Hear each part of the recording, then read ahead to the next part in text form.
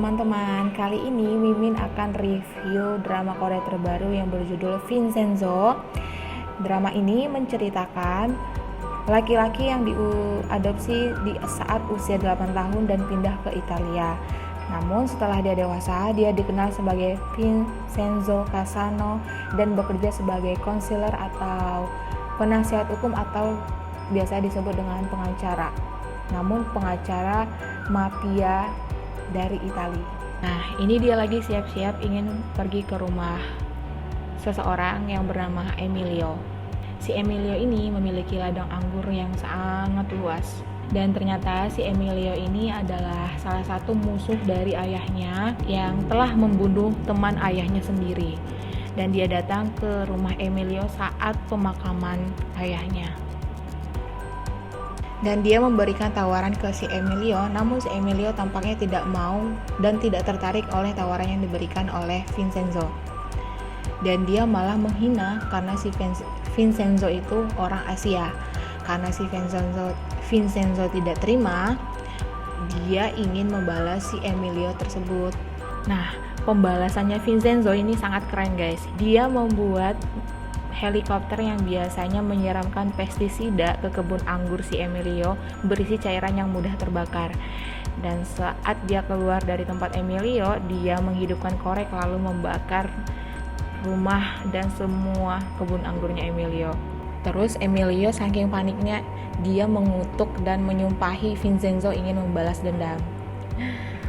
Dan ini si Vincenzo sedang di pemakaman ayahnya. Vincenzo itu memiliki saudara tiri yang bernama Paolo. Dan Paolo ini menurutnya sikap si Vincenzo membakar semua ataupun kebun anggurnya Emilio itu sikapnya gegabah.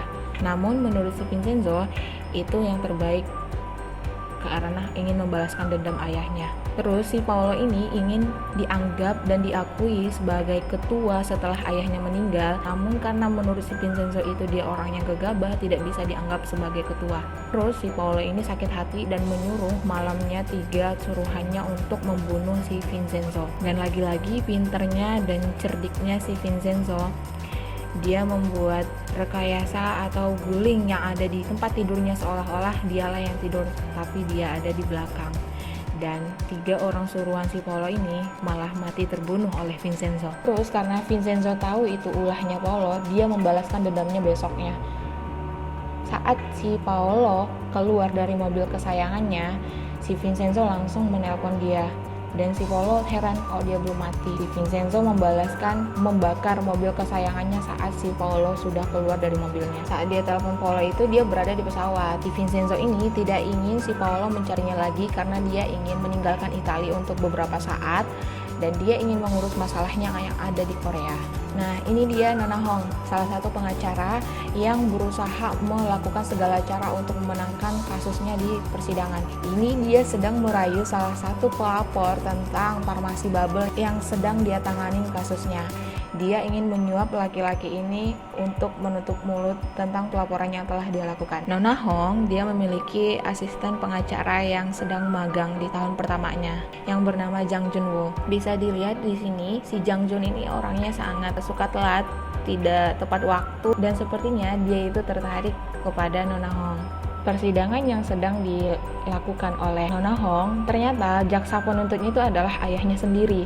Namun ayahnya orangnya lebih membela kemanusiaan dan lebih membela seseorang. Namun kalau Nona Hong itu lebih menghalalkan segala cara untuk memenangkan setiap kasus yang dia tangani. Dan bisa dilihat juga di sini si Nona Hong itu benar-benar memenangkan persidangan kali ini, dan ayahnya begitu kecewa kepada anaknya sendiri. Setelah persidangan selesai, Nona Hong juga meminta ayahnya untuk mengalah karena setiap persidangan yang akan mereka hadapin itu dia yakin bahwa dia yang akan menang.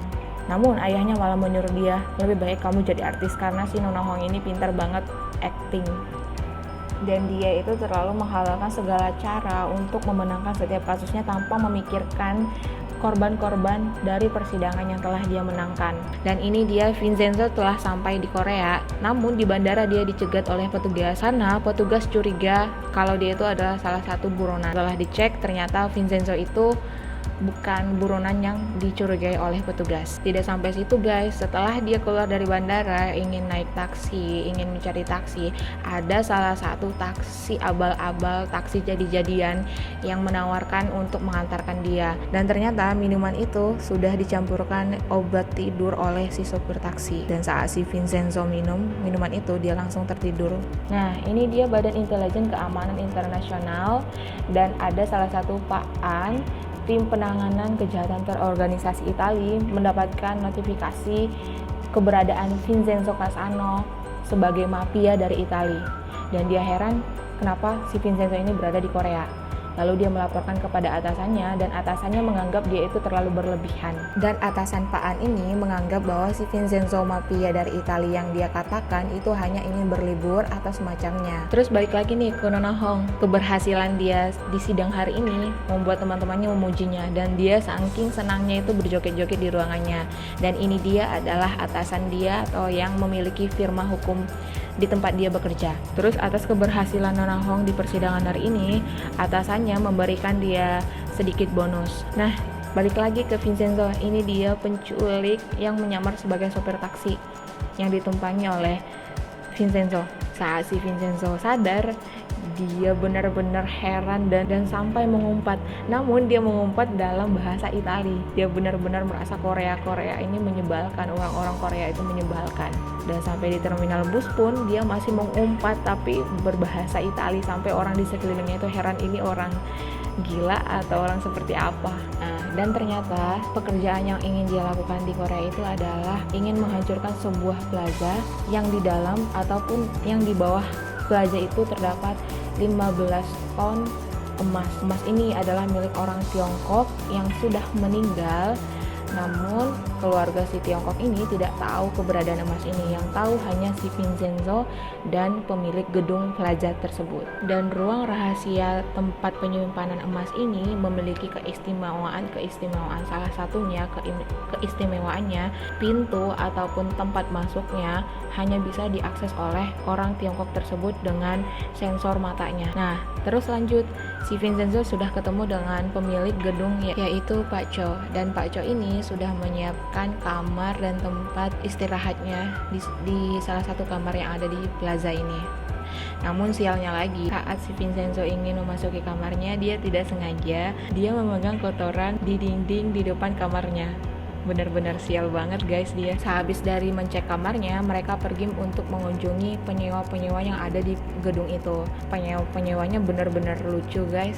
Pertama, penyewanya tuh nyambur main piano seolah-olah dia seperti kuntilanak yang mengagetkan si Vincenzo dan pemilik gedung. Setelah itu ada si tukang jahit yang benar-benar mengagetkan mereka sampai memegang setrika di depan dadanya. Setelah itu ada penyewa lagi tempat makan Itali yang memiliki kumis yang begitu menyeramkan. Nggak sampai di situ, ada lagi penyewanya yang begitu aneh, menari seolah-olah seperti zombie. Selanjutnya ada penyewanya yang setiap hari itu berantem sama suaminya, dan ini benar-benar mengagetkan Vincenzo.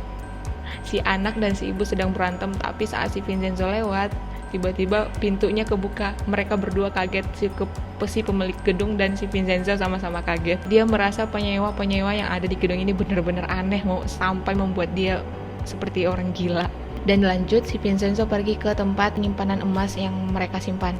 Ternyata penyimpanan emas itu disewa oleh pemilik kuil. Nah, ini dia biksunya sedang meditasi, dan tepat di bawah biksu itu lubang tempat penyimpanan emas itu guys.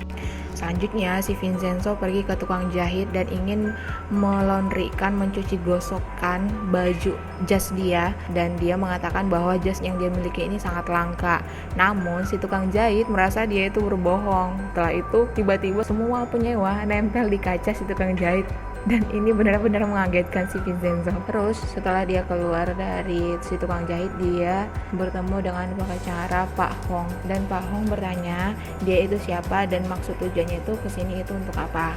Saat dia mandi, lucu lagi guys, shower tempat dia mandi tidak ada air panas, namun setelah dia tekan ke samping ternyata ada air panas, dan panasnya itu panas banget dan mungkin dia tidak bisa mengatur tingkat kepanasannya. Lanjut lagi nih, setelah dia mau tidur ada lagi seekor merpati tepat di jendela kamarnya yang sangat mengganggu tidurnya. Akhirnya dia mengusir si merpati ini dengan handphonenya. Bener-bener kesialannya itu beruntun guys. Nah ini dia lagi flashback ke sebuah persidangan. Nah di persidangan ini ada seorang wanita yang dituduh sebagai pembunuh, namun si wanita ini merasa kalau dia itu difitnah dan dia mengatakan asisten sebelum dia itu telah dilecehkan oleh majikannya.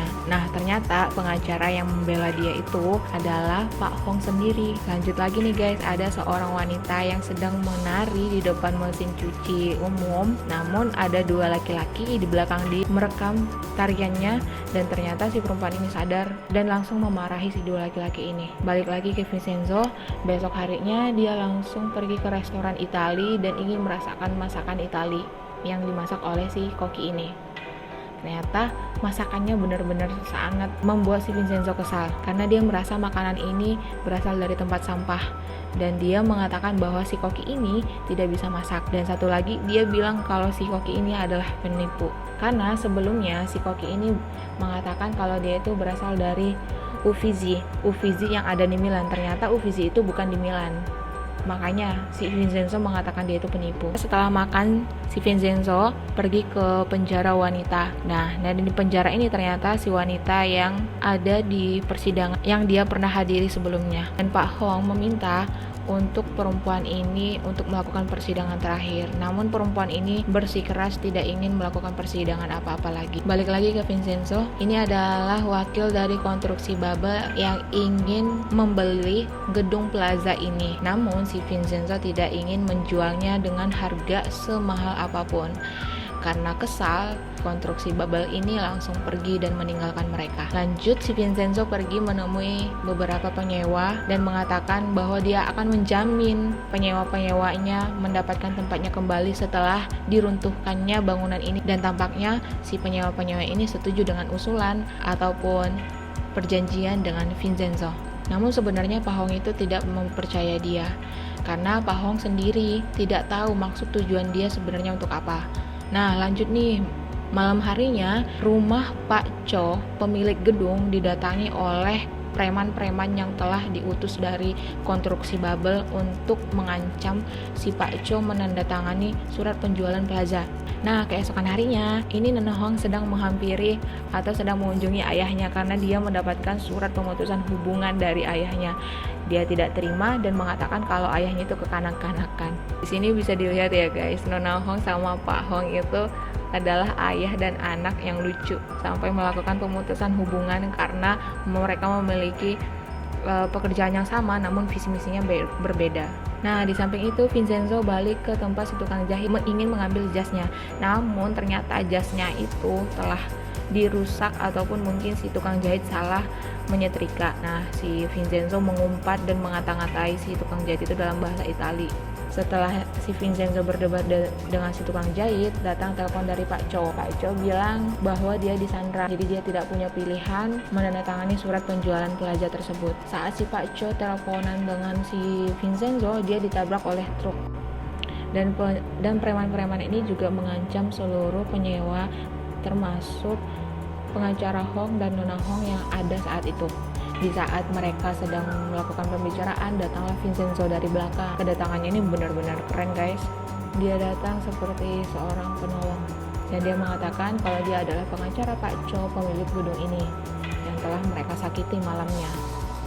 Nah dia langsung mengajak kepala premannya untuk berbicara, namun kepala premannya ini menganggap bahwa dia itu terlalu bertele-tele.